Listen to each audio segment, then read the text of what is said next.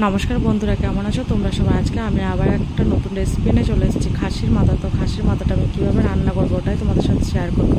তো প্রথমে আমি খাসির মাথা নিয়ে নিয়েছি। খাসির মাথাটায় আমি আলু দেবো বলে আমি দুটো আলু কেটে নিয়েছি, সাথে অল্প একটু পেঁয়াজ কুচিয়ে নিয়েছি, আর এর মধ্যে মশলা আদা, জিরে, রসুন, কাঁচা লঙ্কা, টমেটো। তো এরপর আমি আলুগুলো ভেজে নেবো প্রথমে। তো আলুগুলো একটু লাল করে ভেজে নিতে হবে। এরপর আমাকে আলুটা তুলে ওই তেলের ওপর অল্প আমি একটু চিনি দিয়ে দিয়েছি কালারের জন্য। এরপর আমি পেঁয়াজ কুচিটাও দিয়ে দেবো। পেঁয়াজ কুচিটাকে আমাকে ভালোভাবে একটু ভেজে নিতে হবে। তো চলো পেঁয়াজটা আমি দিয়ে দিই।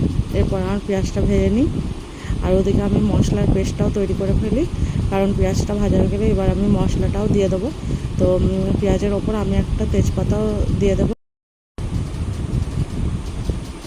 তো আমার পেঁয়াজটা প্রায় ভাজা হয়ে গেছে। এবার আমি মশলাটা ওইদিকে পেস্ট হয়ে গেছে, মশলাটা আমি দিয়ে আবার কিছুক্ষণের জন্য আমি একটু কষিয়ে নেব। তো যতক্ষণ না মশলার গা দিয়ে তেল ছাড়ে ততক্ষণ আমি একটু ভালোভাবে মশলাটা কষিয়ে নেব। আর এর মধ্যে আমি এবার একে একে লবণ আর হলুদ দিয়ে দেব। তারপর আমি আবার একটু নেড়ে নেব। এর মধ্যে আমি কোনো লঙ্কার গুঁড়ো কিংবা কোনো কালার আমি ব্যবহার করলাম না। তো এটা আমার সম্পূর্ণ টমেটোর কালার আর হলুদ। দেখো আমার এবার মনে হচ্ছে প্রায় কষানো হয়ে গেছে। তো এবার আমি মাথাটা দিয়ে দিলাম। তো মাথাটা দিয়ে আমি আবার কড়াইয়ের মধ্যে কিছুক্ষণ একটু নেড়ে নেব।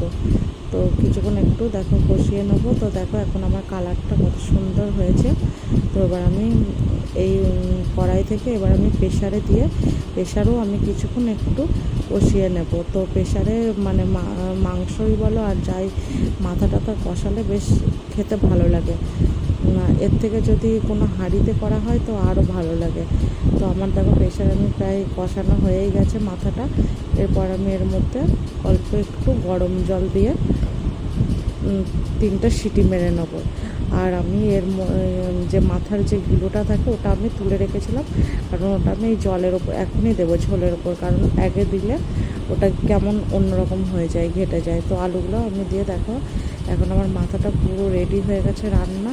কত সুন্দর কালারটাও হয়েছে, লাল লাল, কিন্তু কোনো লঙ্কার গুঁড়ো দিইনি।